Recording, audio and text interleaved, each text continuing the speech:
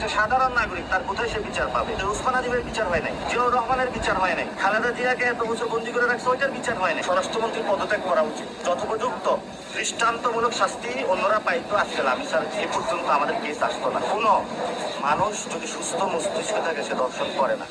সমাজে অসুস্থ সমাজ আমাদের হয়ে গিয়েছে, বিকৃত মস্তিষ্ক, এবং যেভাবে হলো তার লাশটা হলো তারা সাইজ করলো, এটা কোনো সুস্থ মস্তিষ্ক মানুষ এটা করতে পারে না।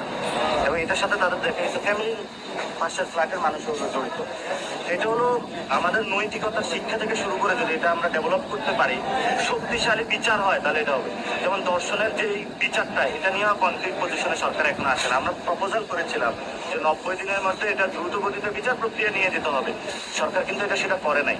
এখন স্বরাষ্ট্রমন্ত্রী এটাতে ওই ফ্যামিলির সাথে একটু দেখা করা প্রয়োজন, এবং সেটা নিয়ে আজকে তাদেরকে ঘোষণা দেওয়া দরকার যে আমরা হলো ধর্ষণের সর্বোচ্চ বিচার বাংলাদেশে নিশ্চিত করবো ইনশাআল্লাহ।